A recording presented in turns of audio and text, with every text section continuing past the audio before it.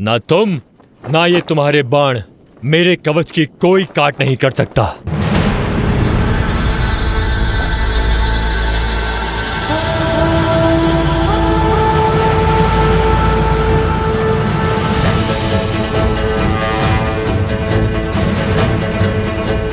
जय श्री राम।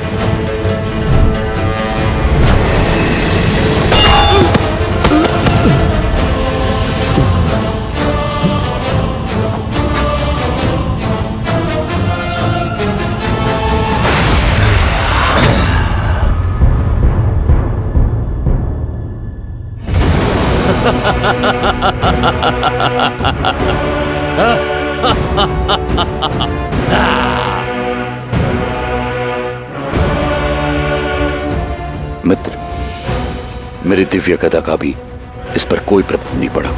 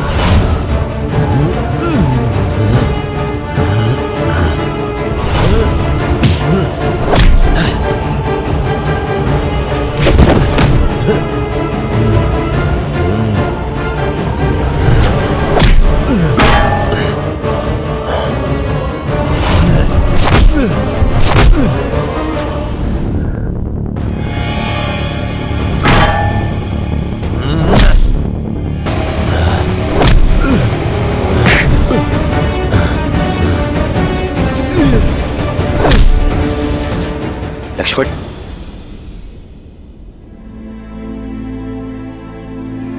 प्रभु। विभीषण। प्रभु, मैं स्वयं यहां पर आ रहा था और मार्ग में हनुमान जी मिल गए। आपने ही कहा था कि धर्म का मार्ग पीड़ादायक होता है, परंतु उस पे आगे बढ़ते रहना ही हमारा कर्तव्य है। इसीलिए अपनी अंतरात्मा को शांत कर धर्म का कार्य करने आया है। ये अतिकाय है।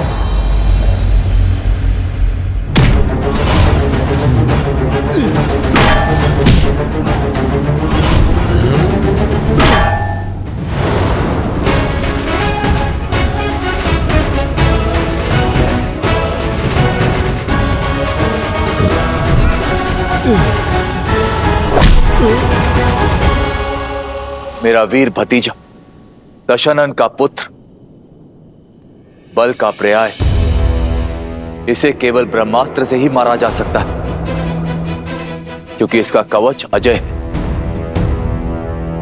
तो फिर विलंब किस बात का है भैया? ऋषियों का दिया हुआ ब्रह्मास्त्र तो है ही हमारे पास, अब बस उसे चलाने की आज्ञा भी दे दीजिए भैया। नहीं लक्ष्मण, ब्रह्मास्त्र अजय है किंतु महाविध्वंसक भी।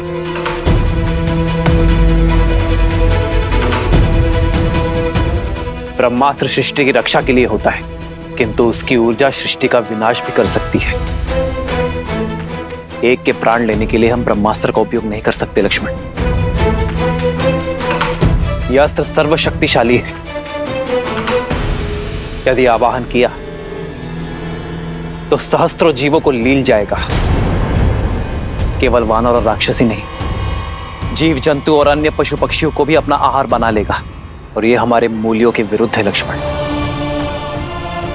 इस धर्म युद्ध में निर्दोष जीवों का जीवन छीनने का धर्म नहीं कर सकते हम। जानता था मैं, तुम ब्रह्मास्त्र का आवाहन नहीं करोगे। जिस धर्म के मार्ग पर तुम चल रहे हो राम, ये मार्ग बहुत कठिन है। उस मार्ग पर चलते चलते सत्य, मूल्य और आधार पांव की बेड़ियां बन जाते हैं। मेरे अतिकाय के पांव में ऐसी कोई बेड़ी नहीं। वो तुम्हारी सेना पर तलवार की वार सा गरजेगा। विजयी होगा मेरा अतिकाय। और यदि तुमने अपने मूल्यों को त्याग कर ब्रह्मास्त्र का आवाहन किया तो जिस धर्म की राह पर तुम चल रहे हो वो धर्म में त्याग देगा। तुम्हारा मूल्य, तुम्हारा महत्व समाप्त हो जाएगा। कोई अंतर नहीं रहेगा राम और रावण में। स्वयं अपनी सेना का काल बन जाओगे, क्योंकि ब्रह्मास्त्र की शक्ति सबको लील जाएगी। भैया, युद्ध जीतने के लिए लड़ा जाता है और इस युद्ध में हमारी जीत का साधन केवल ब्रह्मास्त्र है। यदि इस युद्ध में इस अस्त्र का उपयोग नहीं किया गया तो निश्चित रूप से ये युद्ध हम हार जाएंगे भैया। और यदि चला तो ये हमारी सेना का नाश कर देगा। आप समझने का प्रयास नहीं कर रहे हैं भैया। ये अतिकाय अकेले ही हमारी समस्त सेना का नाश कर देगा। मृत्यु तांडव तो तब भी होगा ही भैया।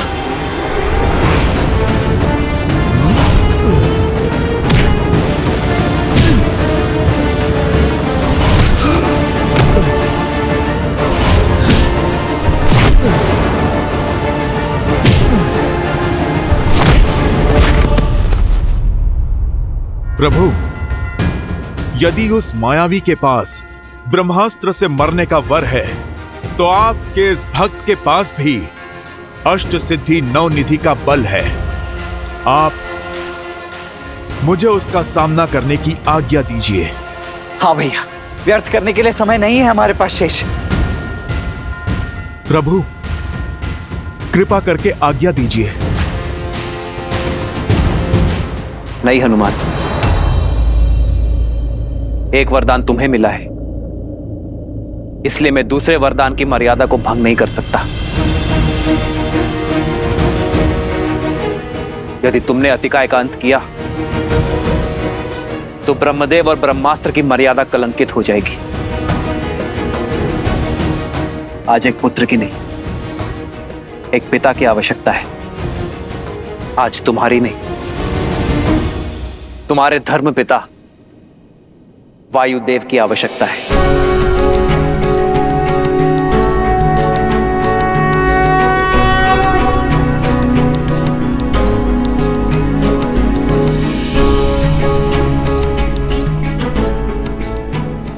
धर्म पिता वायुदेव, आपका पुत्र आपका आवाहन करता है। हमें धर्म युद्ध में आपकी आवश्यकता है। आप प्रकट होइए।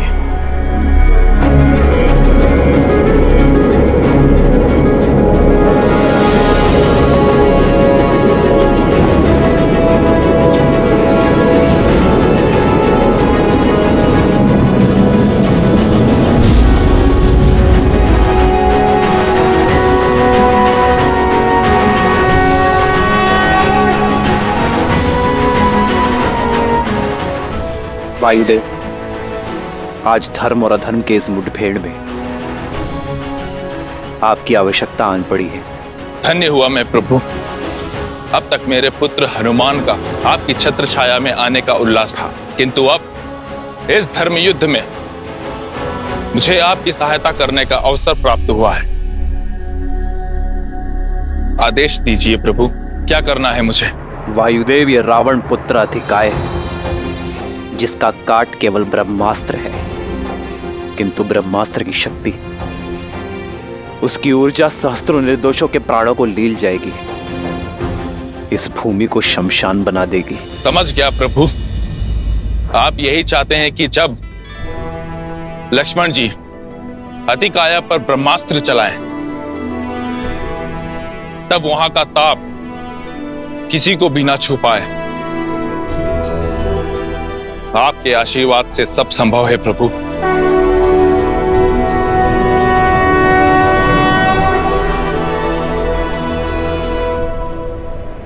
जाओ लक्ष्मण। जो आज्ञा भैया। आक्रोश जोश क्रोध का ये क्षण है प्रतिशोध का, ललकार और पुकार का ये क्षण है अति विरोध का। ये युद्ध है, महायुद्ध है, ये युद्ध है महायुद्ध है।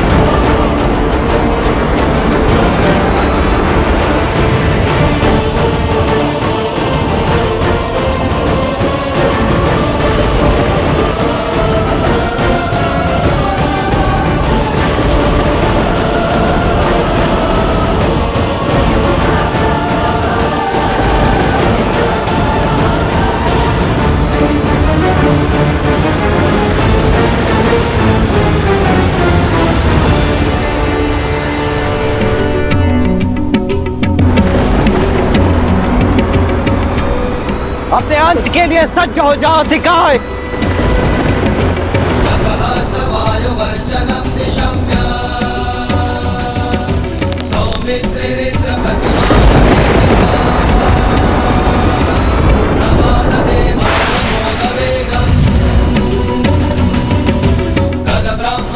ब्रह्मास्त्र?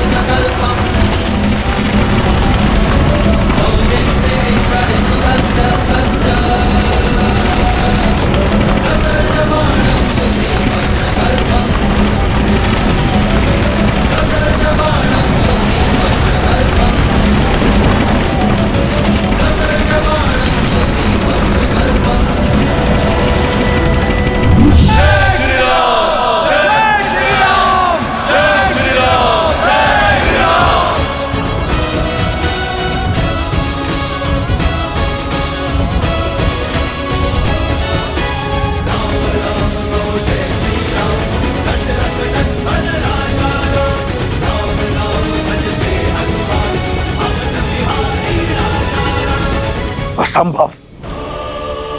छल हुआ है मेरे साथ, मेरे पुत्र के साथ। वायुदेव, इस कर्म के अपराध के लिए सज रहना।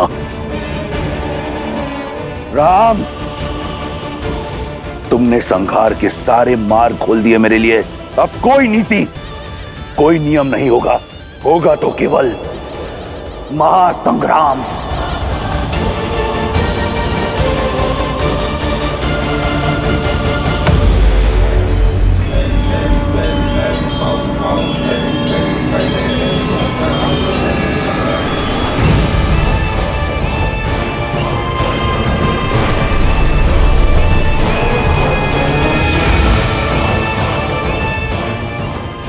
हे देवी निकुंबला, मैं इतने समय से आपकी आराधना, आपके तप में लीन हूं, किंतु उसके पश्चात भी आप मेरी इच्छा पूर्ण नहीं कर रही। उचित कहा था पिताश्री ने, कि देवी देवता सदा से हम असुरों के तप को टालते आए हैं। आप भी देवी हैं, इसलिए देवताओं के पक्ष में हैं और हम राक्षसों के विरुद्ध। लंकेश ने भी अपने 10 सहस्त्र वर्ष और 10 शीश दान देकर अपना वर पाया था। मेरे पास अपना एक ही शीश है। आज यदि मुझे वो शक्ति अस्त्र प्राप्त नहीं हुआ तो मैं अपना ये इकलौता शीश आपको प्रदान कर दूंगा देवी। यदि आपको अपने इस भक्त की भक्ति स्वीकार नहीं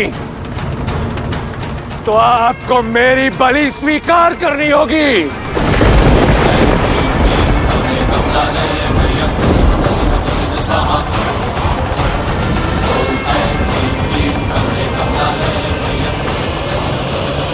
रुको इंद्रजीत,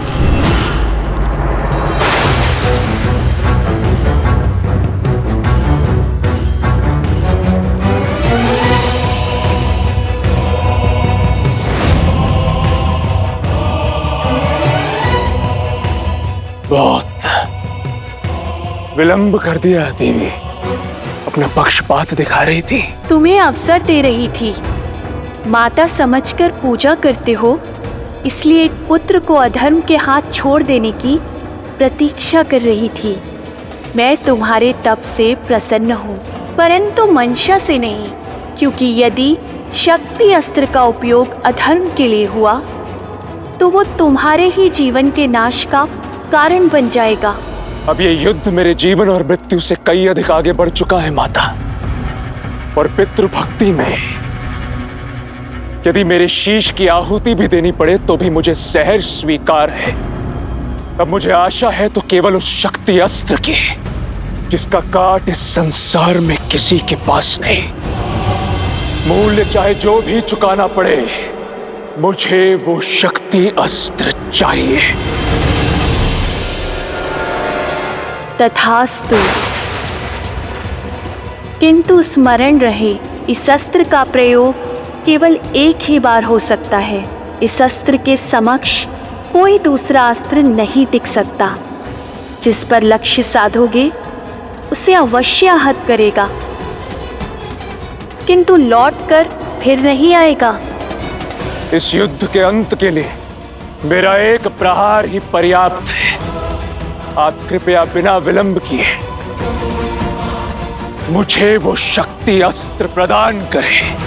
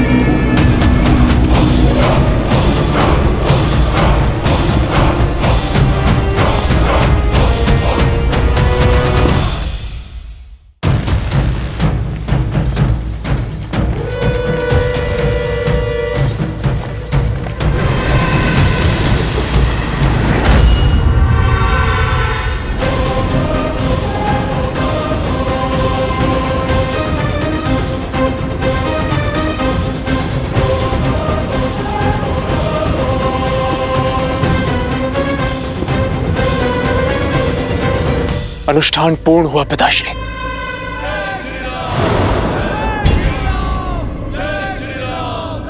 युद्ध भूमि में हमारे शत्रु का जय घोष स्मरण रहे पुत्र, हमारे विरुद्ध षड्यंत्र दो ओर से हो रहा है। एक हो रहे देवता और दूसरी ओर लंका का भीरी विभीषण, जिसे लंका के हर वीर के संहार का रहस्य पता है। यही कारण है कि पहले मेरा कुंभकर्ण और अब आतिकाय।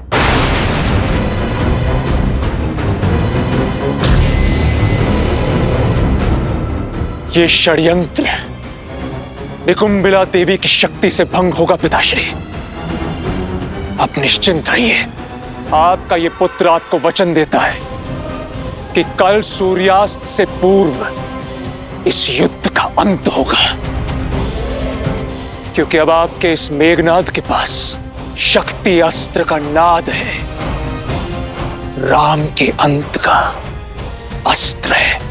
जाओ, जाकर प्रतिशोध लो, संहार कर दो उनका। मुझे तुमसे बहुत आशाएं हैं। उस वनवासी और उसके मरकटों का अंत कर देना।